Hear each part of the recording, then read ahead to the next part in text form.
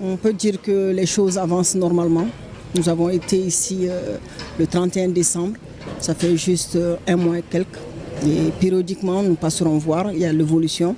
Et dire que chaque semaine, nous recevons l'état des lieux, nous surveillons.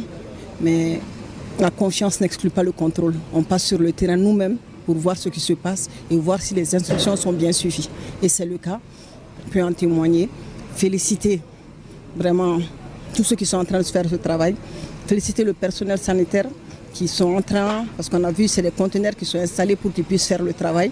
Ils sont en train de faire ce travail correctement et informer la population que la prise en charge et les consultations, tout continue normalement sur les 6 sites.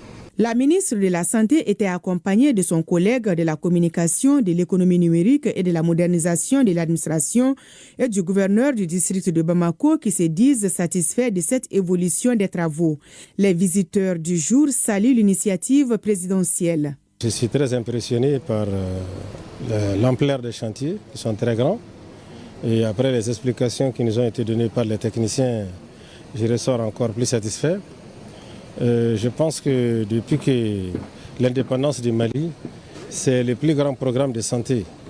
Donc ce programme de santé du président de la transition, son Excellence le général d'armée Assimi Goïta, est, je dirais, épique.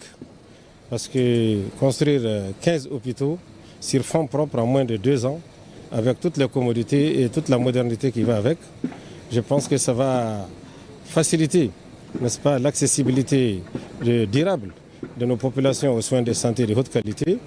Je profite aussi pour saluer ma collègue, la ministre de la Santé, Mme Touré, dont l'engagement et le suivi rigoureux sont un gage de réussite de ce projet. Mes sentiments en tant qu'autorité administrative physique de Bamako sont des sentiments d'entière satisfaction au regard de l'état d'avancement des travaux, mais surtout en raison de la qualité des infrastructures qui seront très bientôt mises à la disposition des populations du district de Bamako. Au total, 15 hôpitaux bénéficieront bientôt d'infrastructures et d'équipements modernes pour le plus grand bonheur des populations.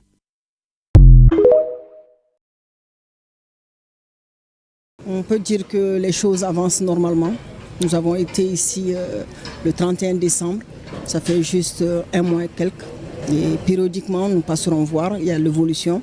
Et dire que chaque semaine, nous recevons l'état des lieux, nous surveillons. Mais la confiance n'exclut pas le contrôle. On passe sur le terrain nous-mêmes pour voir ce qui se passe et voir si les instructions sont bien suivies. Et c'est le cas, je peux en témoigner. Féliciter vraiment tous ceux qui sont en train de faire ce travail. Féliciter le personnel sanitaire qui sont en train, parce qu'on a vu c'est des conteneurs qui sont installés pour qu'ils puissent faire le travail. Ils sont en train de faire ce travail correctement et informer la population que la prise en charge et les consultations, tout continue normalement sur les 6 sites.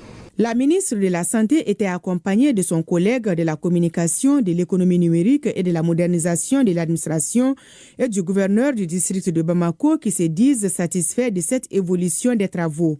Les visiteurs du jour saluent l'initiative présidentielle. Je suis très impressionné par l'ampleur des chantiers qui sont très grands. Et après les explications qui nous ont été données par les techniciens, je ressors encore plus satisfait. Je pense que depuis que l'indépendance du Mali, c'est le plus grand programme de santé. Donc ce programme de santé du président de la transition, son Excellence le général d'armée Assimi Goïta, est, je dirais, épique.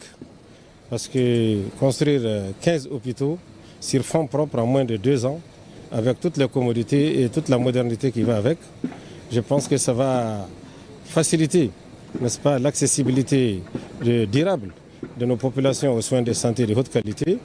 Je profite aussi pour saluer ma collègue, la ministre de la Santé, Mme Touré, dont l'engagement et le suivi rigoureux sont un gage de réussite de ce projet. Mes sentiments en tant qu'autorité administrative physique de Bamako sont des sentiments d'entière satisfaction au regard de l'état d'avancement des travaux, mais surtout en raison de la qualité des infrastructures qui seront très bientôt mises à la disposition des populations du district de Bamako. Au total, 15 hôpitaux bénéficieront bientôt d'infrastructures et d'équipements modernes pour le plus grand bonheur des populations.